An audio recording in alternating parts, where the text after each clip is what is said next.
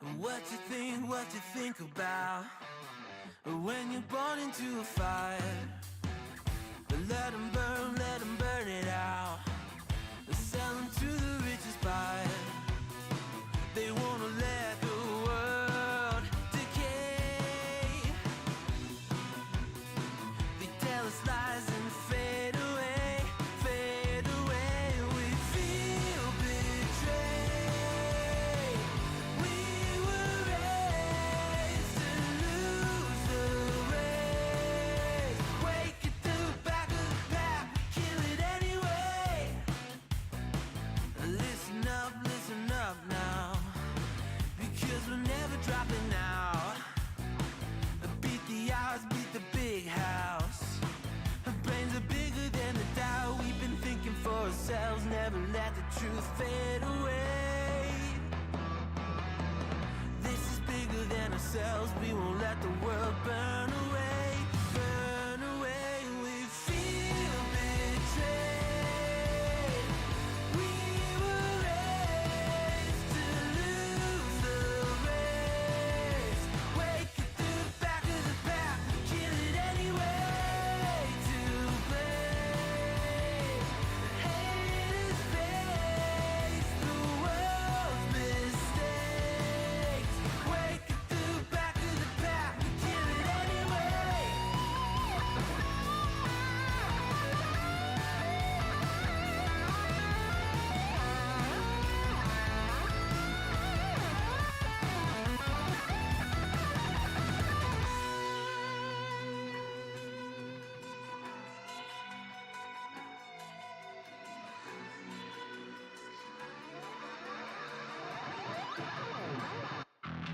And we feel betrayed.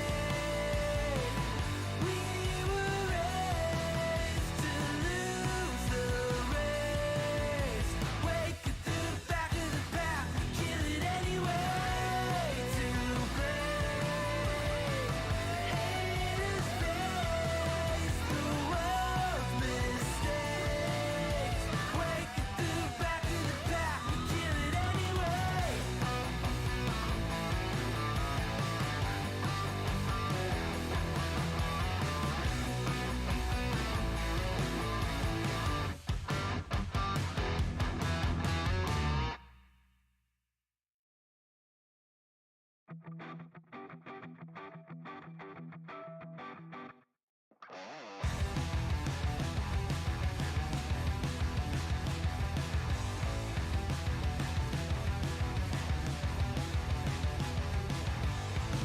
You think you've got my number figured out? A motive born in drought and brevity. And if I'm not the soul of your design, I blatantly decline your remedy. Don't box me in, don't, or I'll leave. I'd rather be a dreamer, I'd rather be free, I'd rather be a leader, I'd rather be a queen, I'd rather be a singer in a trashy cover band. I'd rather be a closer, I'd rather be clean, I'd rather be a poser in a magazine. I'd rather be pretty much anything else than your machine.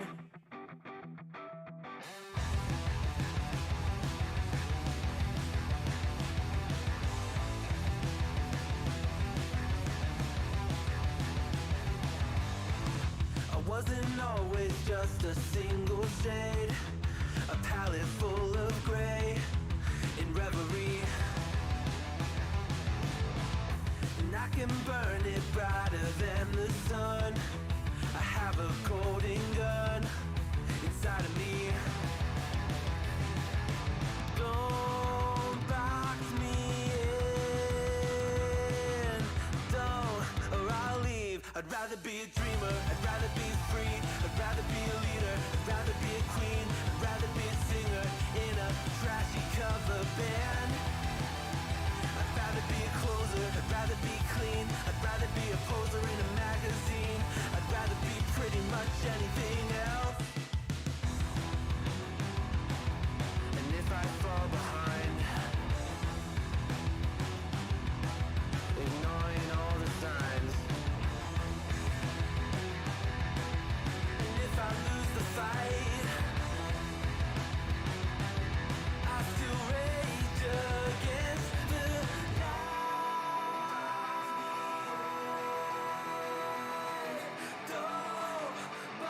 I'd rather be a dreamer. I'd rather be free. I'd rather be a leader. I'd rather be a queen. I'd rather be a singer in a trashy cover band. I'd rather be a closer. I'd rather be clean. I'd rather be a poser in a magazine. I'd rather be pretty much anything else than your machine.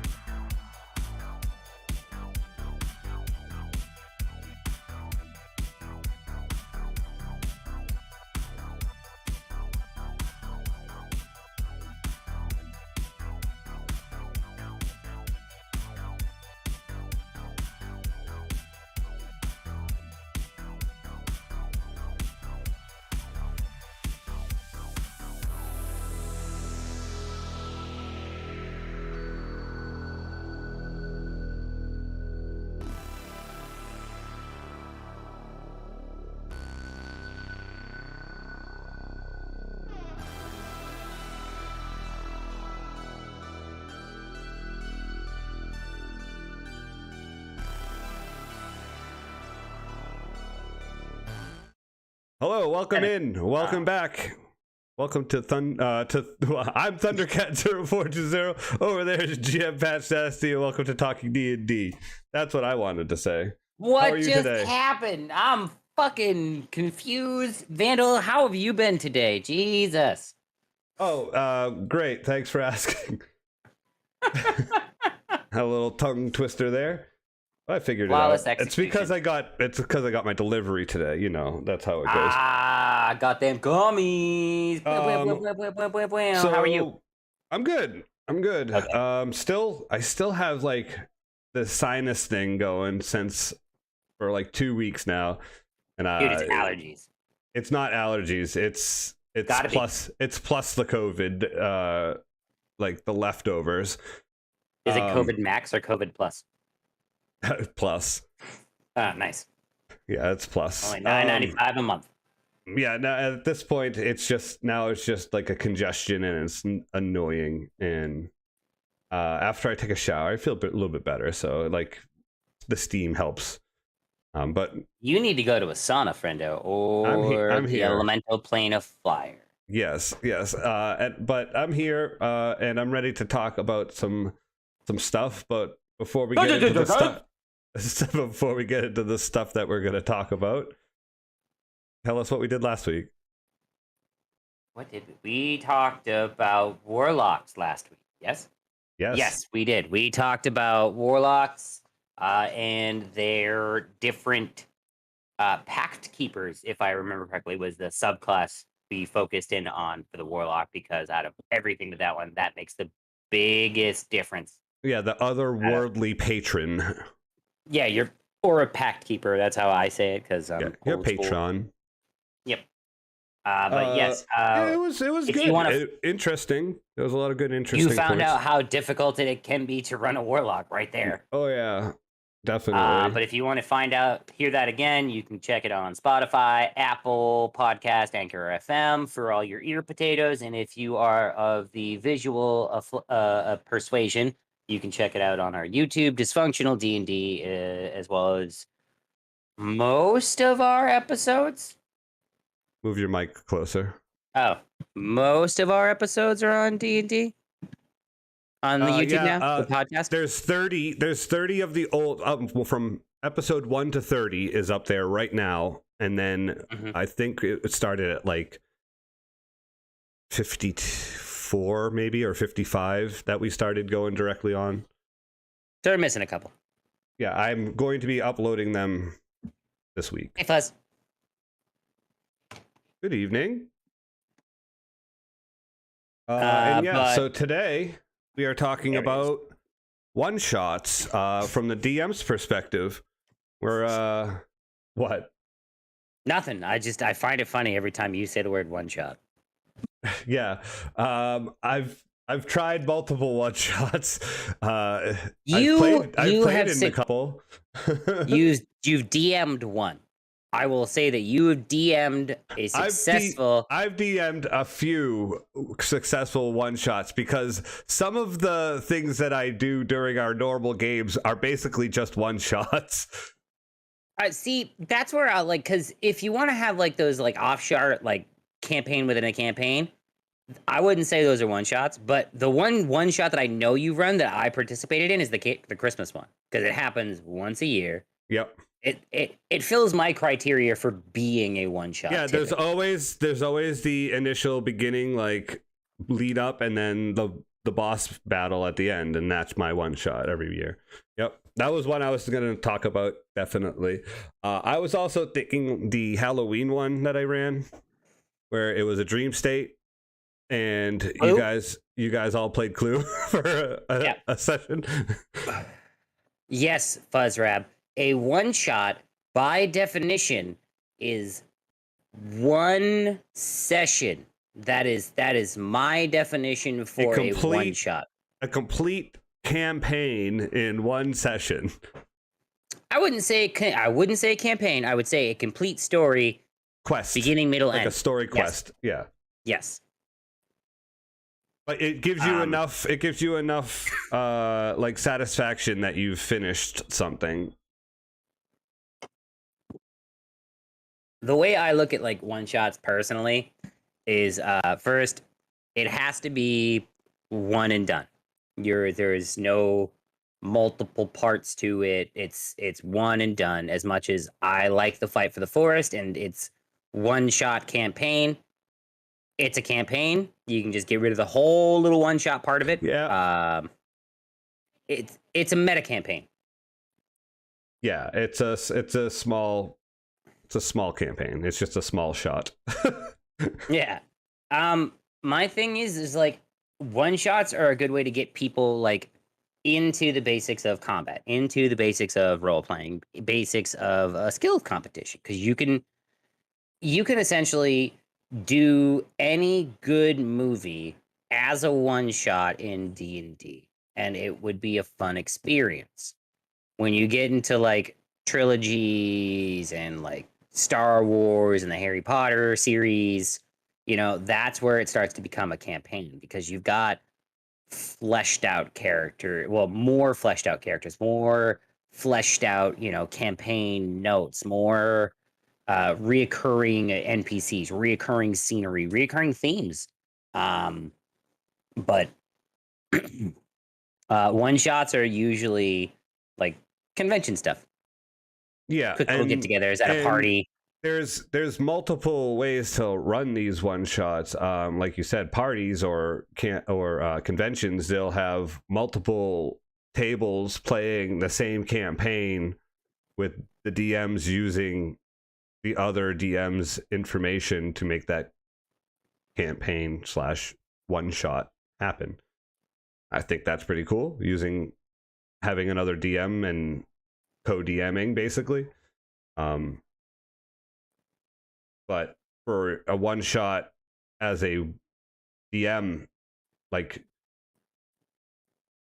try to get it done in 3.5 hours, depending on the party, is very difficult.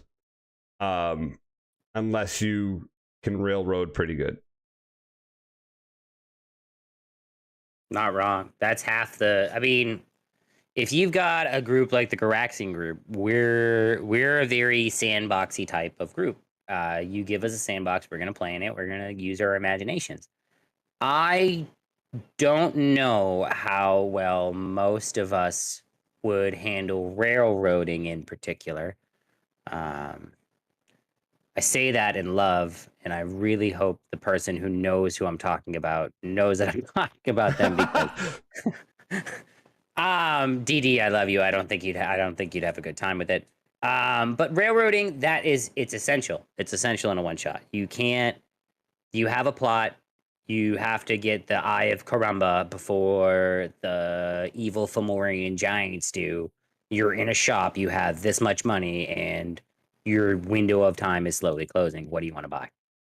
You need to figure out what to push to get the urgency of your plot. Exactly. If you're gonna try to get it done in one shot, in one chance, one run, you need to push the envelope. You got to make sure that they know that there's no time to stop and get food at the restaurant. You need to grab chicken on a stick and run, and eat your rations that you have from your character creation and go. Like, or you could always start from the middle of the session. Literally, just they're in the middle of a trap, and they're trying to get out, and they're probably wondering how they got here. And then you can roll you're probably wondering how I got into this. Exactly. And then create their backstory right there, and then go from there. Yeah. But there's so many little tricks that you can do with the one shot, and the potentials you could have with the one shot. I know Beth said she wanted to do like a Legend of Zelda style one. There's no like she just shouted if you couldn't hear. There's no way it could be a one shot. No way. I think so. Different mediums could work as one shots, while most mediums would not. Books, nope, too much in a book. Comics definitely couldn't. There's too much story in a comic arc. Because they usually don't go like you have any good comic stories. I think if you look at like, if you're gonna look at that kind of medium for help to build a one shot, I mean, I think television shows are the way to go. You watch one episode of Law and Order SVU. It's the same characters, but there's a start, middle, finish to every episode. You're not sitting there wondering what's going to happen next week because you did it. You're done. So you can look at those types of TV shows, I think, to really like Legends does a great job of doing that. Legends of Tomorrow. The one that got canceled. Yeah, but they did a great job. Yeah. Every episode was a one shot. Every episode was a one shot. Supernatural. Yep, Supernatural does it great too. A lot of the CW shows, I think, actually do a lot of that. Honestly, anything that has a monster of the week type theme, like a revolving plot, like sitcoms, like that style, would like TV fits in perfectly. You could do like issues of comics. Like you could have a big Sentinel battle, and that'd be a cool one shot.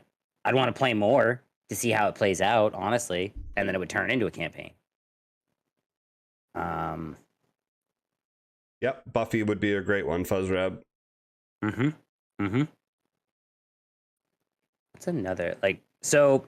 Couple more mediums that I really enjoy is movies. Movies make quite possibly the best one shots out of it, because I could run the plot of Ghostbusters in at least 3 hours, at the maximum 3.5 hours in a D&D style, and try and figure out how to make that a one shot, and then work backwards and be like, all right, what would the characters have to be to face, Gozer the Traveler, who's like a CR 17. It's all about what you want to write around, and then figure out what your players want to be, and who your players are, really. That's typically one thing you want to remember when you're doing a one shot. Who's playing? Because if you got a bunch of murder hobos, they're not going to want to play a one shot that's like Murder on the Orient Express, not right. A whodunit. Yeah. I think switching switching it up every once in a while and doing a one shot is a nice thing, though. Get out of the norm of playing every week or every other week with the same group as the same characters. You get to make something, play something a little different, maybe get the different narrative, different narrative juices going. You get to be someone different, role play different. I don't know. I think, DMing. Yeah, that would be a great way to get into DMing as well as trying to run one.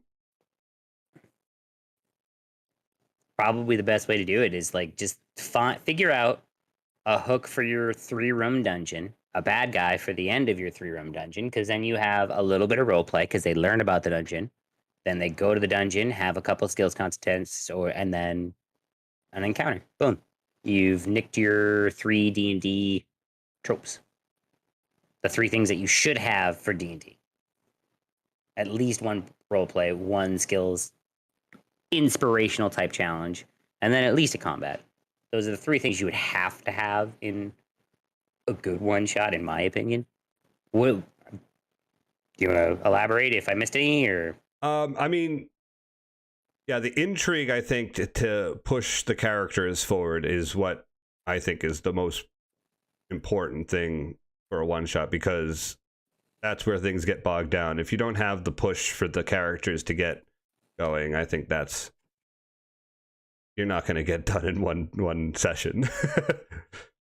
But I agree. I think the 3-room role play, skills competition, and combat at the end would be pretty good. You walk into the dungeon, you see 4 other travelers in front of you that seem to have gotten the same notes you received. Something appears in front of you and tells you what's happening, and then you have to do a skills competition to get from room A to room C, and across room B is a broken down bridge, and I'm nimble. I'm gonna jump across it and do acrobatics. I'm gonna try to throw a rope over and swing across with my athletics. I don't know. There's and then you're already halfway done with your 3-room dungeon, and it's been 25-30 minutes. Now you can get into the 2-hour-long combat with the big bad at the end.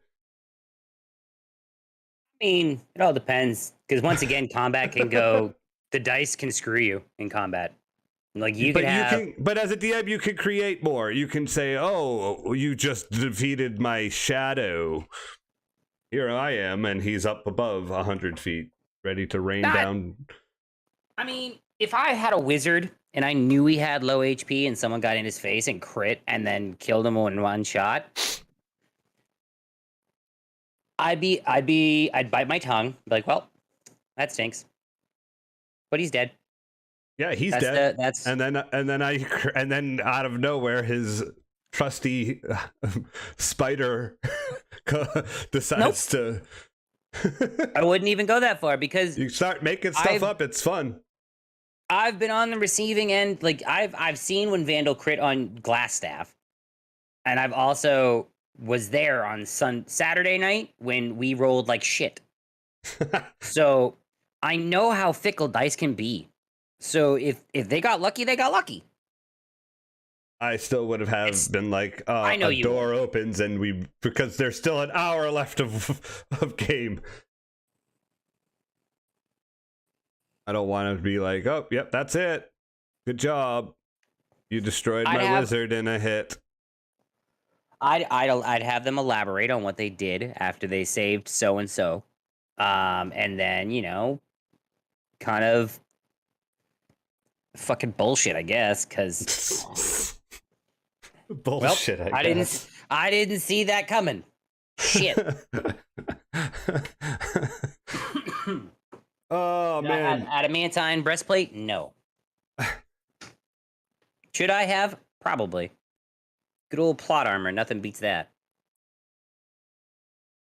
So you were talking about my Christmas one, and I mean that's probably you're probably right. That's the most one shot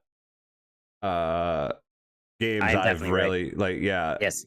I can't make it longer because we also want Wait. to. I want to Wait. make sure that we have time to hang upstairs and eat all the food. The technicality also on that is the session of Fandelver that was me, Lady Vandal, and Bowman. That was one session, and you murdered us. Yeah. Well, I mean, it was kind of a one shot. There was more than one session. Oh, that was 2 sessions. Okay, Yeah, never mind. I remember it was more than one short. session. It wasn't a long. It wasn't long. That was in the second town, so you had to have already fought the first town. Yeah, we went through fucking the cavern. I mean, another good way to do a one shot is just play a different game system. Try something new that's not D&D. Ghostbusters or fucking Marvel Heroes Unlimited, the Ninja Turtle one, City of Mist, Vampire the Masquerade's cool one. I really want to try City of Mist. I just still have no idea how to work to do the gameplay. I've read it multiple times. Yeah, no, nothing. I've read it multiple nothing. times. I'm like, I don't know. Understand this. I have to go listen to people play it.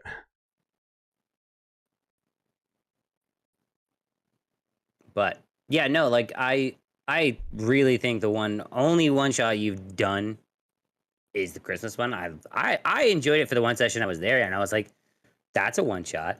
I mean, if you were to play a campaign that was like bi-monthly, I would consider that a one shot campaign because you don't play as often and it's easier to schedule around. And You're I'd like, be hey, sad if that was us because I want to play like I want to play Yes, for like you- 5-6 hours. fucking Will from Stranger Things over here. Can we play some D&D today? Can we play D&D now? Can we play D&D yet? I want to Hey, play Patch, for welcome like to work. 6 You want to talk hours about every time we D&D? play. No, I don't want to talk about D&D, Yes, you Thundercat. do. We're at work. I do want to talk about D&D, but I don't because we're at work. Because in But we like can talk 50 about minutes, we're going to talk about D&D again.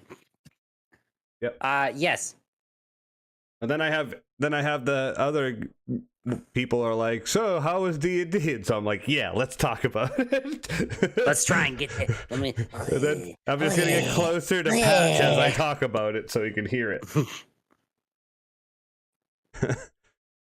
I mean, sorry, I have a passion. No. I mean, you have such an enthusiasm for D&D that one shots for you are almost physically impossible. It's Unless- true. But, Like if you were to play but like I wanted to tell this story a long time ago, and there was a day that we were supposed to play, and I started the game, and I think it was just Vandal and Griff showed up. You fell asleep or something, and I forget who else was supposed to play didn't play, and that was Monday. it was Skeleton. Vandal made Skeleton, an actual skeleton character. Yep. And I can't even remember. We played for like 2 hours, but I had it all You guys set up fought and a ready Yeti. to go. Yeah, there was Yetis out in front of this tower. I got to the tower, and that was the last time we played.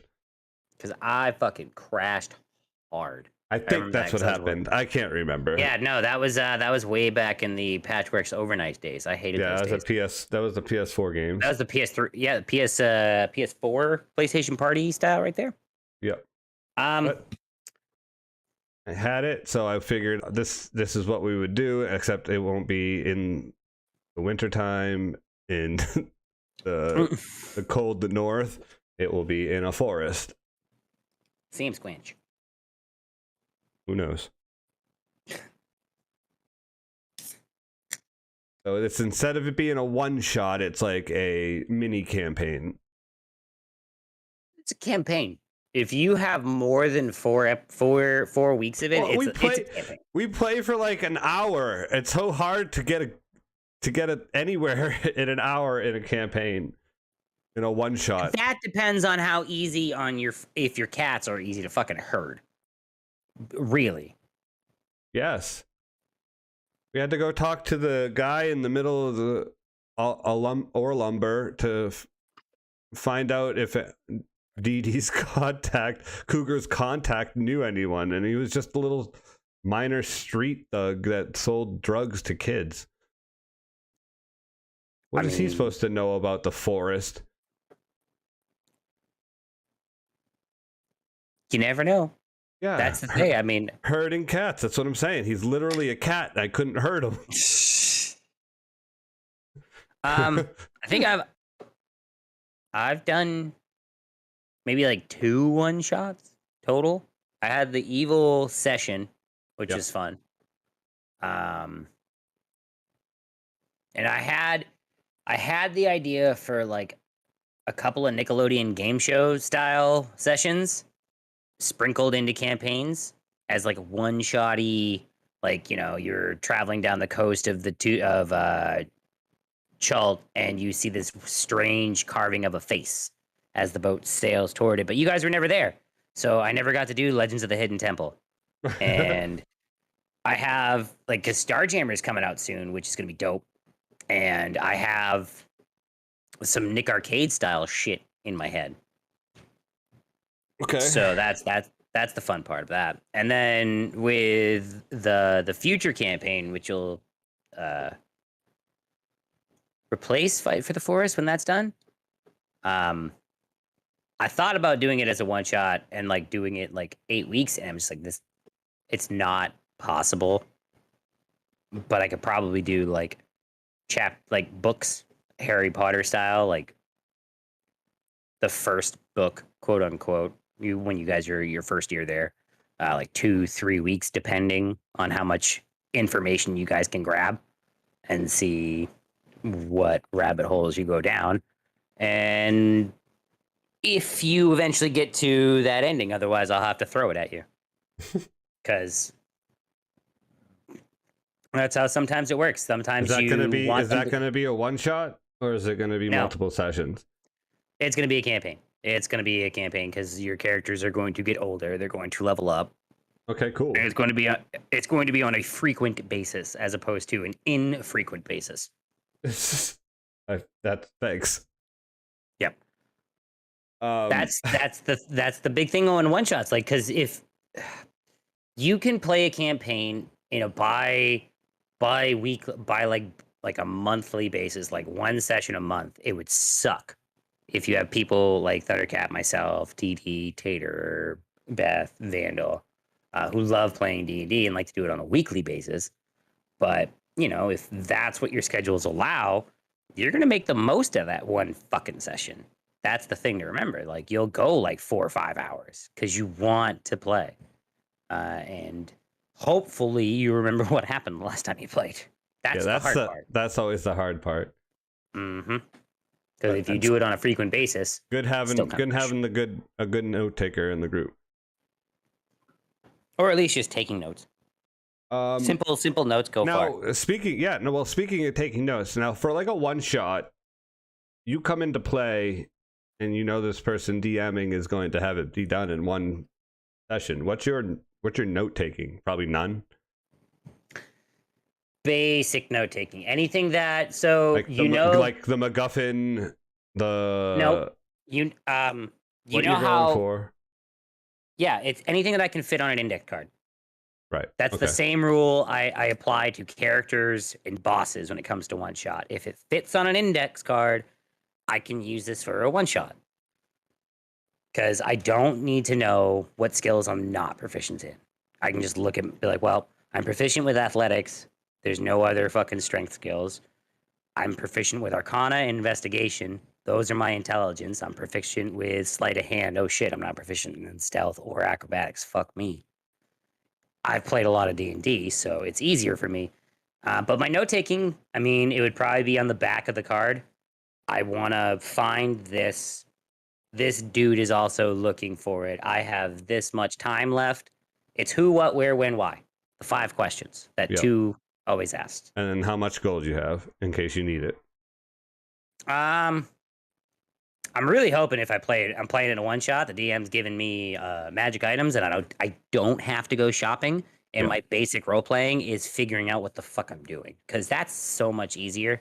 As much as I do like to haggle, as a person, I don't like to in D&D, because if you already give me the stuff, I can then go and murder myself on your fucking funhouse of traps and death. Okay. Um, How about you? No takings. None? I mean, I barely take notes now. Yeah, I know. In a regular session. The things I take notes on, I put on my character sheet. I have all of the important notes on my character sheet.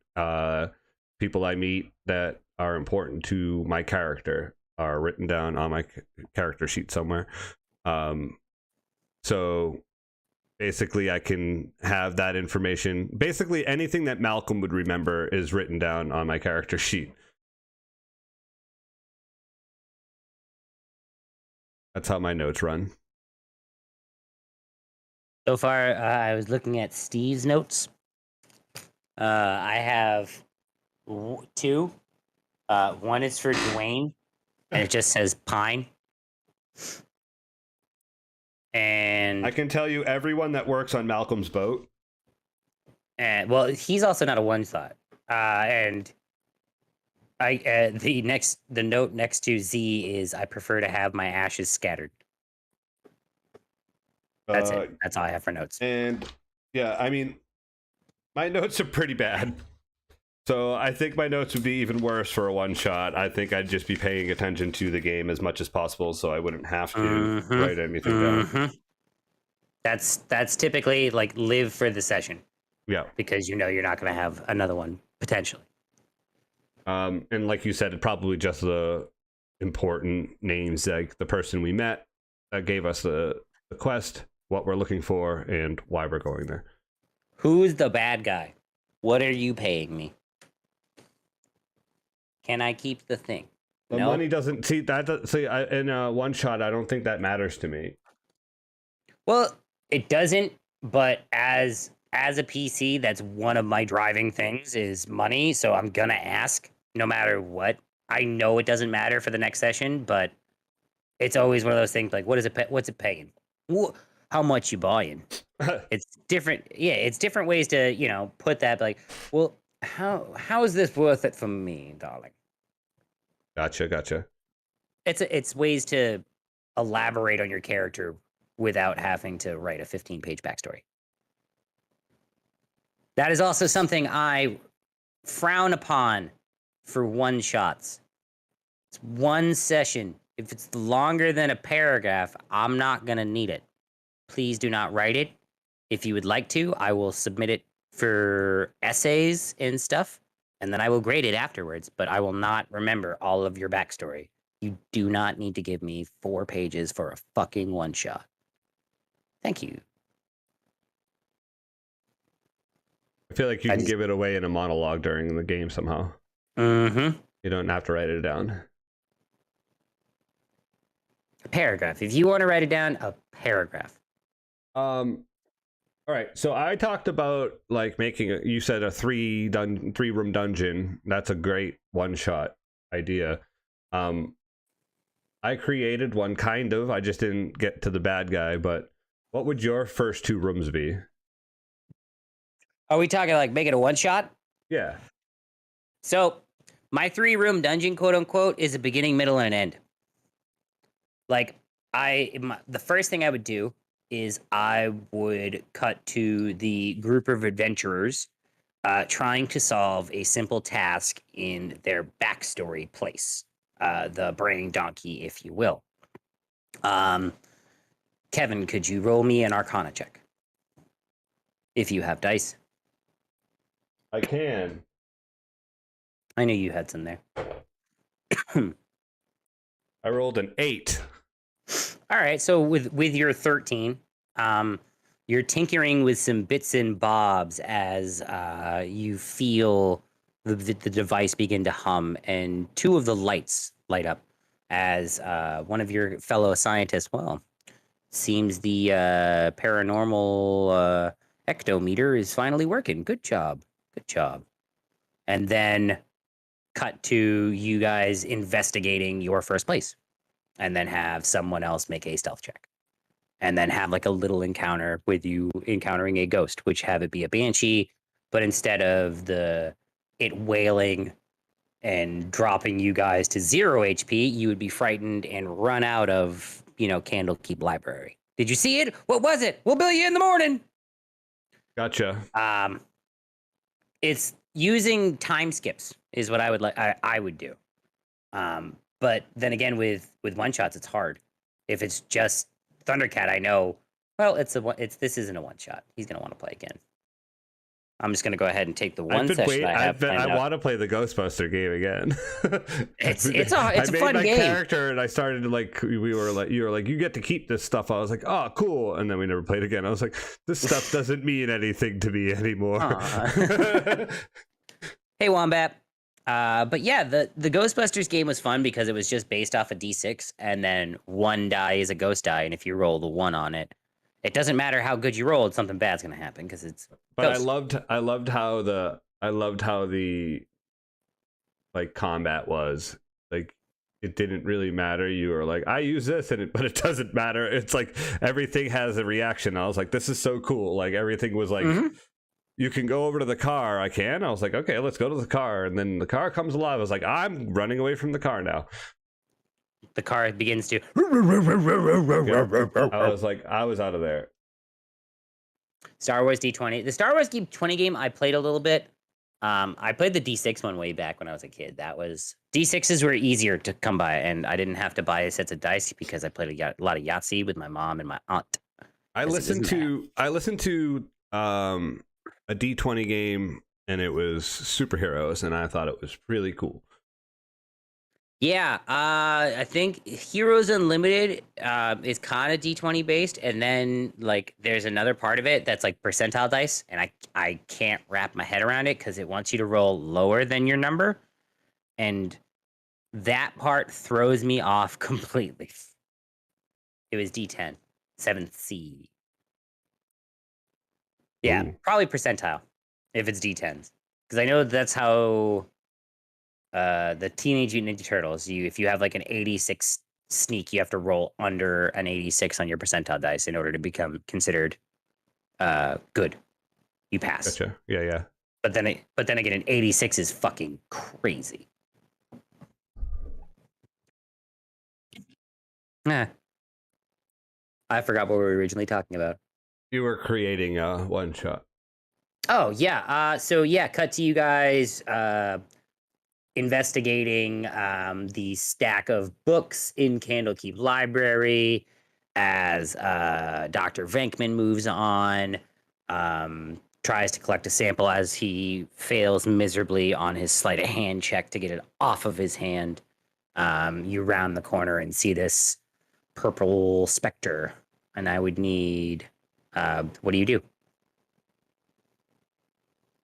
I run away because it's actually real.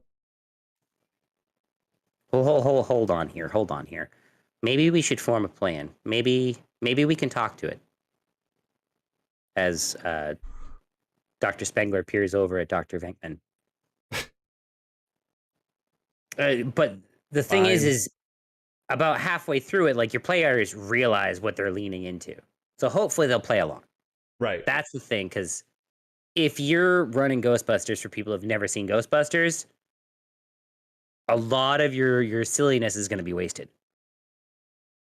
You know, if I was trying to run a Ghostbusters D&D game for the cast of Zombo Force, wouldn't work. Not at all. We don't know. We've seen it. You've seen a movie called Ghostbusters. You have not seen Ghostbusters. Just because they have the same title does not make it the same fucking movie, okay? We've seen it. The guys of Zombo Force have seen it. Yeah, with William Murray and... William Murray.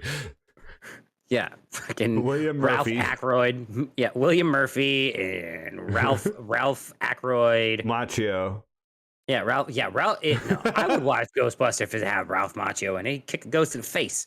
Well, what's cool about the game was the teleportation mage, which was the French hand were permanently stained red because to make portals by literally tearing the world's space-time in a new a-hole, and it bleeds. You hear screaming.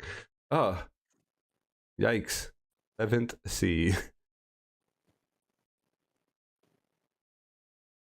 All right then. But after Dr. Venkman tries to, talk to the ghost and it fails, and then someone suggests get her, have them screaming, running away, and then finally procuring the needs to capture said,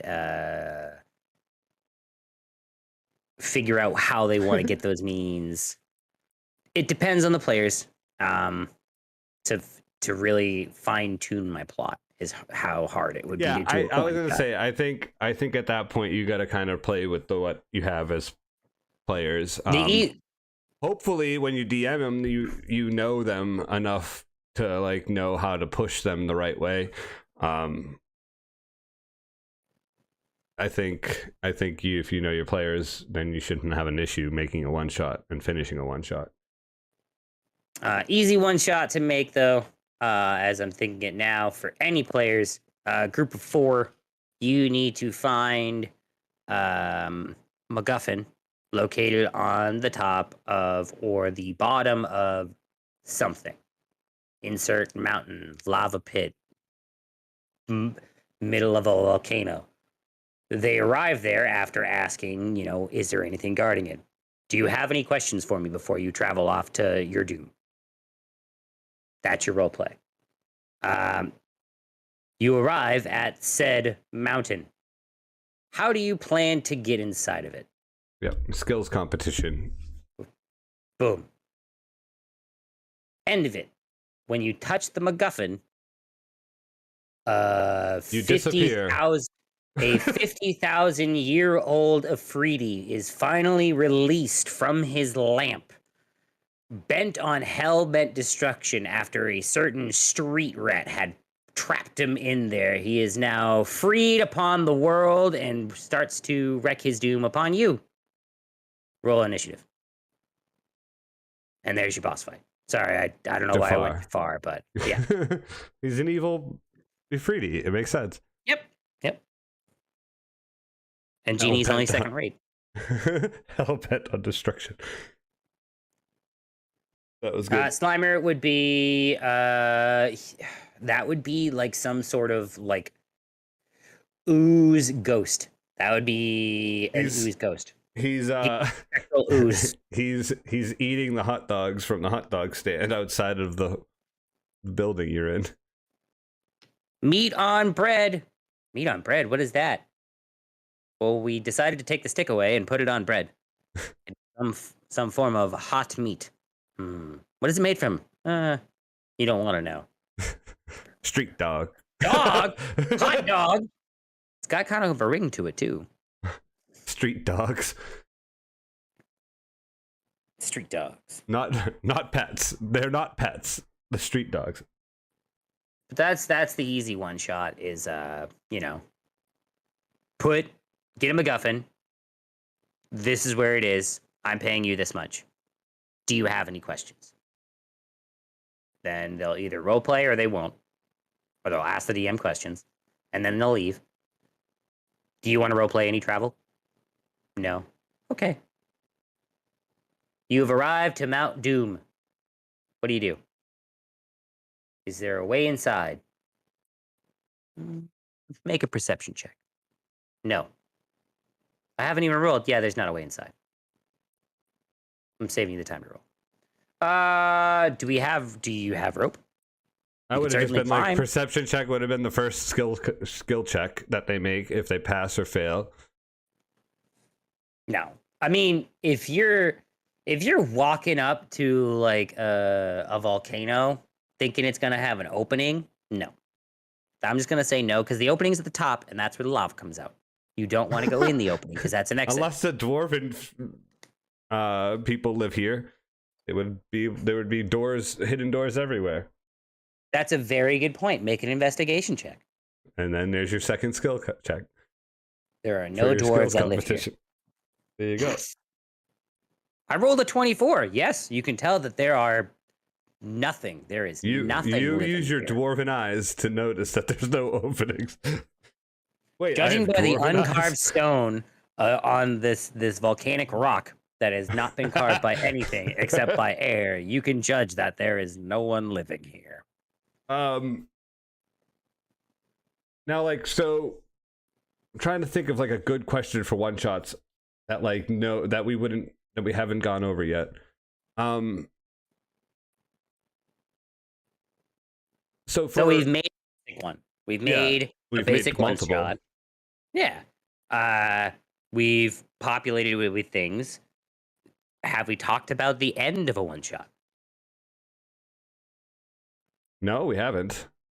Yeah. So, I mean, you've got your big bad evil guy fight. Potentially could be a TPK or could be your players coming together and getting the victory.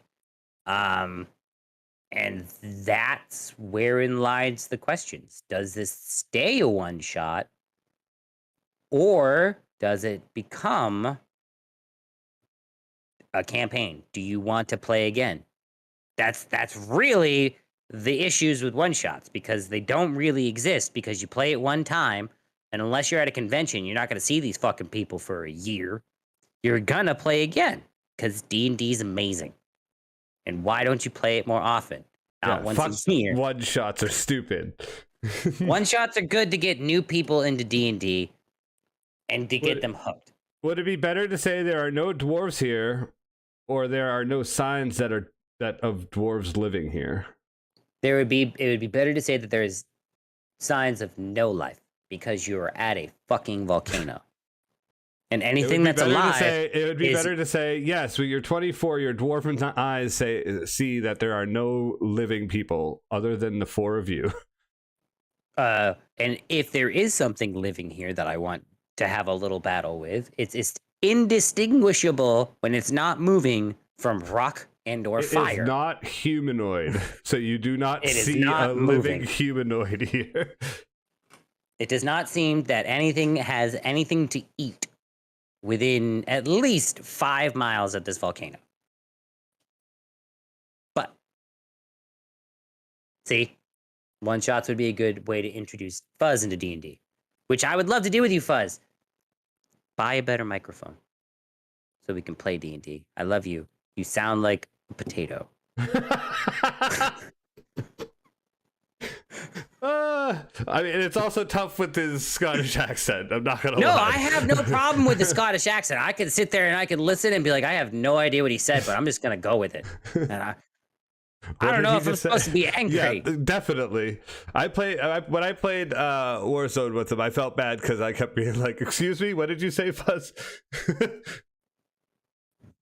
And it wasn't his mic at that time. I'm not putting him down. I'm hoping that he potentially wins the fucking the extra life raffle, so I can sneak in a better microphone into the package. And he's good though. He's such a great guy. He's such a great person. We have him as he's one of our mods. We can give him shit. That's how it works. Just you wait, Wombat. Wait until you have that sword and all the shit that comes with that. Yeah, exactly. You don't want that. We'll just give you the VIP, and then you don't want none of that, do we? We'll leave you alone. All right, let's get it out of hand. Let's talk about. It's not out of hand. Let's talk about what we got going on for our D&D minute. Yeah, Aussie. Yeah, we give Aussie plenty of shit too. See, you know what's up. I'd be worried if you didn't give me shit. You're right.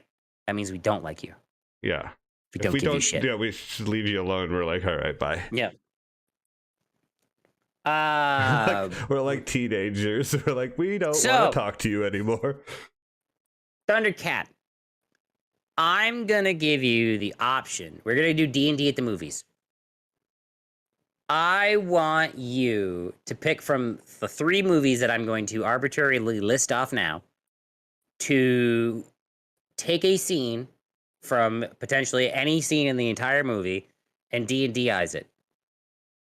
Okay. Turn it into an encounter, turn it into a skills competition, turn it into a role play, right, however you want to do it. I have to do it in like a minute too. Okay. Yes, yeah. So, your 3 movies are Too Fast, Too Furious. Oh, God. Killer Clowns from Outer Space. Too Fast, Too Furious is the second one?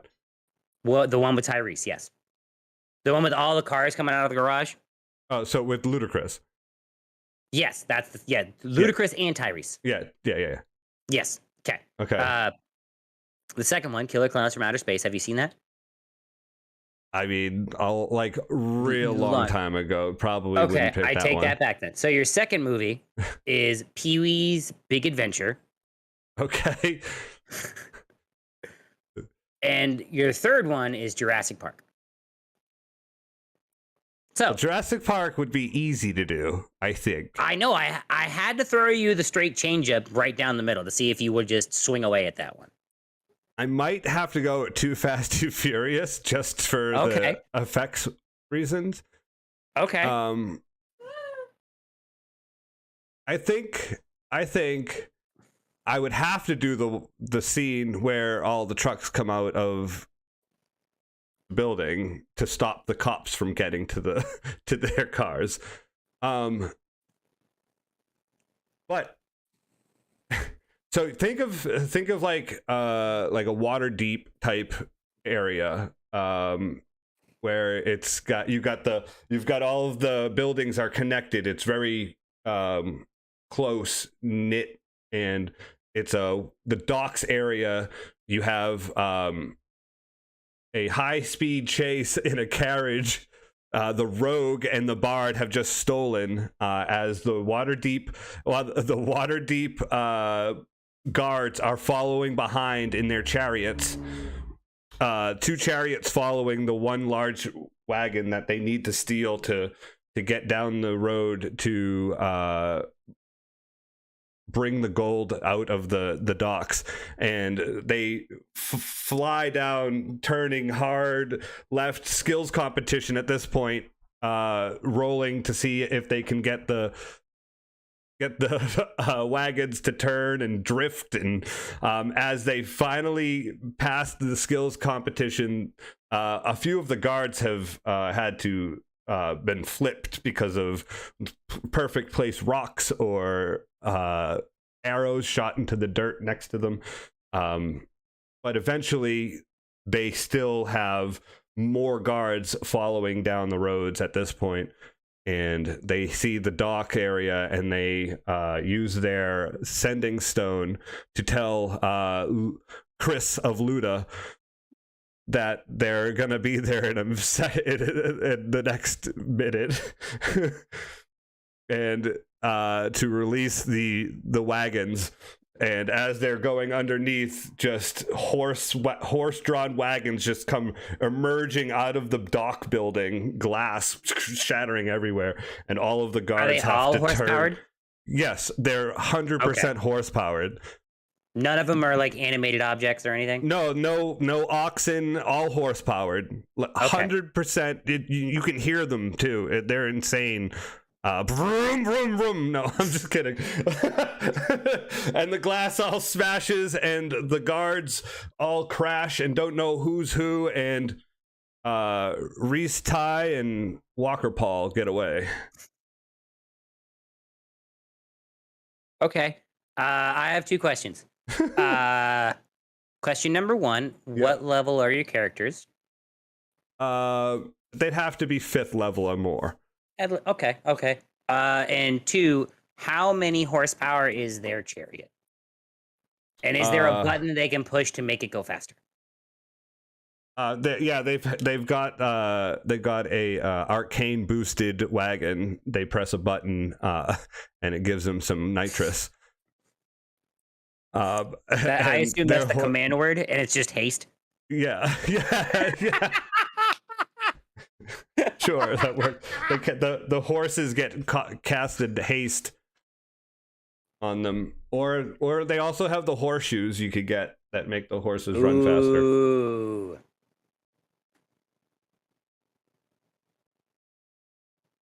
No, maybe magical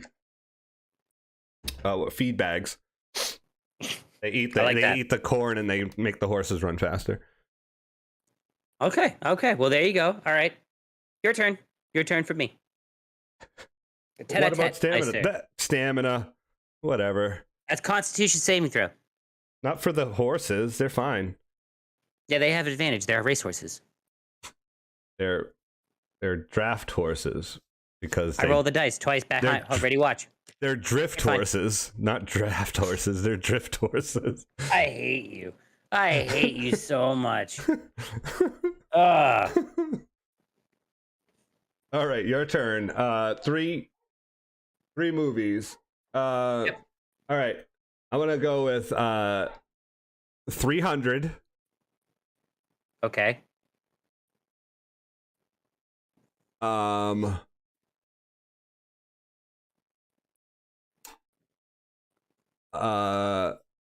Breakfast Club. Ooh. That's the easy one right there. And then I also want to do I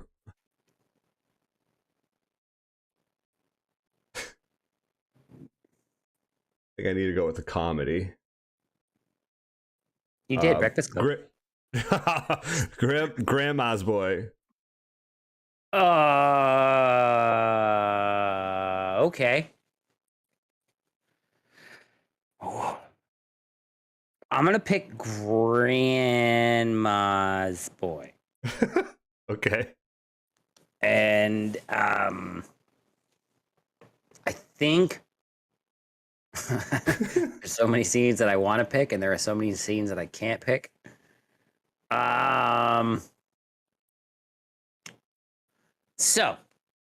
I'm gonna choose the scene where he's doing chores around the house. It's literally the mundane chores that he's doing around the house to get his allowance, I believe it was, or to have like TV time or whatever it was, or because he was up early, ass crack of dawn. He got up early, yeah. Yep. So yes, athletics check to climb the ladder, and dexterity check to clean the gutters. Constitution saving throw to smoke weed while you're up there, and then while you're mowing the lawn. Check. Well, stealth check too, because he has to hide it from the grandma. You have advantage because the crazy grandma's outside right now.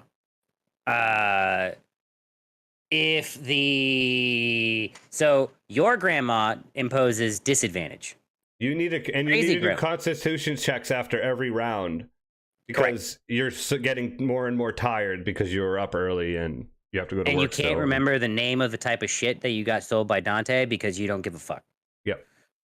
So yes, Constitution saving throws after every 2 chores. I would say 2 chores. Every 2 chores, every 2 rounds.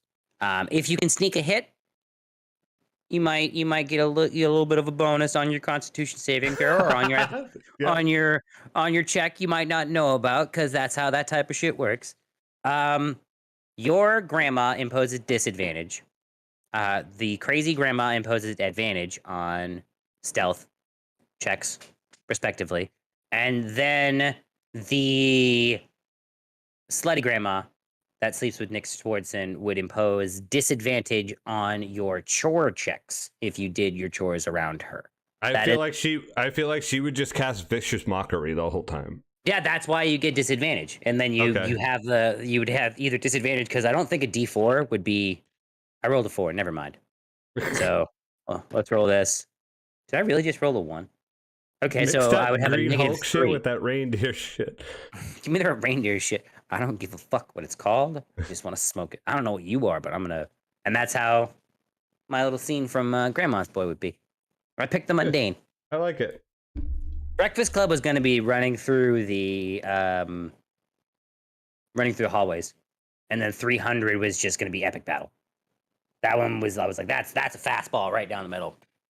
That's easy.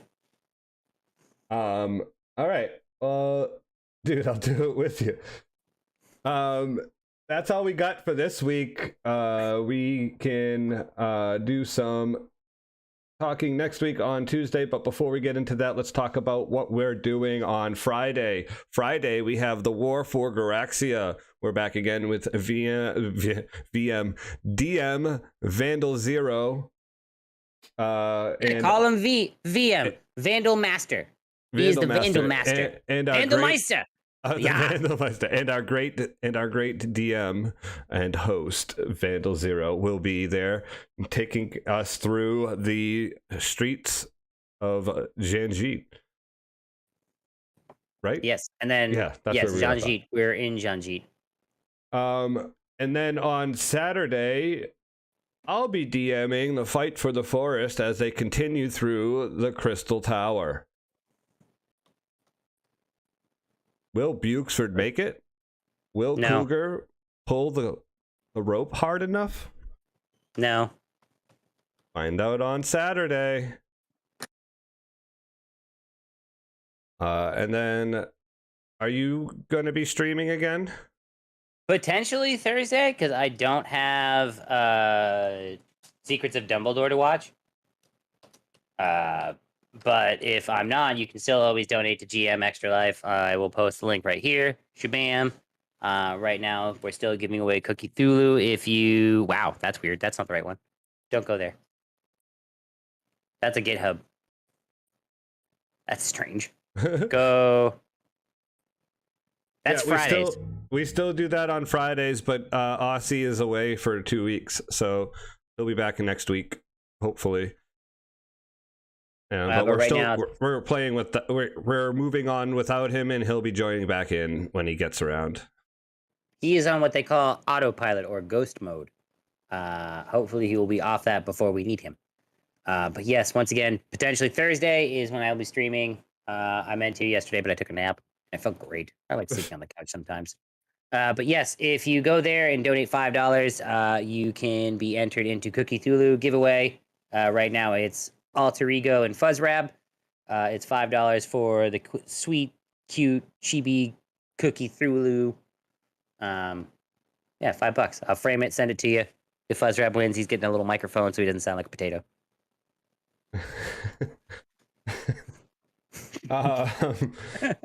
I'll be streaming tomorrow, probably most of the day if I feel up to it. I don't have anything going on. My wife does not get out early from work tomorrow like she normally does. She's covering for someone, so yay. I might get a long stream in. Who knows? Who knows? Hopefully you don't have to cover for anyone tomorrow because they're dehydrated or exhausted. I like potatoes. I'll send you a potato and a microphone. How about that? How about a potato that is a microphone? That would be fucking sweet. I like that idea. But other than that, catch me on tomorrow and Sunday. That's when I stream. I might start doing some Monday nights depending on how I feel after work. But some nights I get tired and don't feel like streaming. I stream 5 nights a week if you think of all the streams we do. I'm not live, but I'm on front of a camera 3 nights a week, Tuesdays, Fridays, and Saturdays. Yep. On front of the camera, yeah, I meant to say that. That's how we work. That's how it works. Check us out on Twitter. Go to our YouTube, Dysfunctional DND, and subscribe, please. We got a bunch of stuff on there, and all of these episodes will be up there. What are we doing next week? Next week, we're getting funky, y'all. We're gonna dip, dive, and dodge. Grab your lutes, grab your bagpipes, grab your sonnet books, grab your fucking paints. If you want to get fartsy and artsy and make puns, it's Bard Week. Band Week? Could be Band Week. Could be. Bard Week. We're going to talk about the Bard subclasses. We'll figure out what schools that they go to learn. College of Lore and College of Whisper are the 2 best. If you want to know a little bit about bards, those are the 2 that you want to look up before we start talking about all of them. I'm a fan of the Glamour one. Glamour is dope. Elias was a Glamour bard. I'm a pretty big fan of that one. I think it's really good. And the one with the swords is good. Oh, College of Swords. If you got a bunch of tanks, you don't want to be that one. I don't need to be that one. I can just sit around and do nothing. Do some fun ones. But yeah, that's what we're gonna do. We're gonna talk about that on Tuesday next week, 6:30 p.m. Eastern, and you can check out all of our past podcasts on Anchor, Spotify, and hey, I'm gonna go ahead and preemptively say thank you, Wombat, because I just got a little ticky do on my watch that says someone just donated. There you go. Good job. GG's. GG's, thanks, guys. All right, so Hopefully you'll get that Chibi Thulu. With that, let's find someone to raid over to. I've got a couple people I see who are online that I think we might be able to go to. Oh yeah, Lovely people. I've got that I can see right now. We've got now I see 3. We've got Obi Sobi playing Phasmophobia. Mm-hmm. We've got our favorite basic witch. Yeah, basic that's witch who I Bex. saw. I also see a very velvety looking man who had to run a little bit late before he started streaming. And I know he got a tux today and he's getting married soon. And Throg's streaming because it's Tuesday. And this is his last stream for like a week, which is very weird to say because it's Throg. All right. I'm torn, man. I'm real torn. Let's do a poll. Oh, wait. We have a 4th option. Someone's making food. Amaya CZ is making cookies for charity. I don't know what she's making for cookies. All right. We got some people in here. We're going to put a vote up. We got Bex. We've got Obi. We've got Throggy. Throggy doggy. We've got, who is it? Amaya CZ. Yeah, and that was it, right? Yep. All right. I will allow bits for votes as well, but it's going to be a high number. And we're going to do 2 minutes, starting the poll now. Who you gonna vote for? Randy's here. We got a 2-minute countdown for your ears. First on the docket is Basic Witch Bex. Don't know what she's playing, looks like Stream Raiders. That's a game where you can interact. Obi Sobi's playing Phasmophobia. We used to play that. I was summoned on command by DD. Saw that little piano playing for me. Patch didn't want to do that thing for that. So here's Thundercat in a frost hat. Next on the docket is my man Throg. He's got a spooky, really dog. Couldn't think of other words, but I know if we go there, it will be a hell of a show. Amaya's cooking some tasty treats. I don't hope she cooks it with her feet. That would be for the OnlyFans. Thundercat's Doggistan. We got some words here. This goes. I forgot to vote with my toes. I've lost the rhymes and I don't have the voice. I think Bex is gonna be my high choice. I kept it going for so long. That was really good. Long, that was really good. Thank you. I appreciate that one. Freestyle rapping by Randy. Thank you. MC Randy Newman, what up? It looks like Bex is gonna win. Bex is the winner. Bex is the winner! Oh, wow. Look at the notifications. 1 new raid. All right, look at that. Thanks, guys, for coming out. We'll be back here, same time next week, talking about bards. Friday, Warring for Garaxia with John G, getting hungry with Ironhide, getting sneaky with Sal, getting sticky fingers with Sandy Fingers. There's another thing about fingers, but they're too tensed up because Clementine punches things. Saturday, 9:30, the fight for the forest. We're probably all gonna die because I've got about half health and dick all for spells.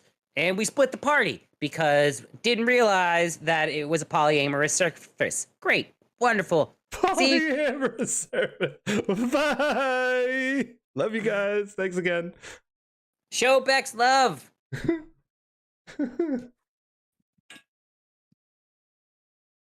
This isn't Stream Raiders.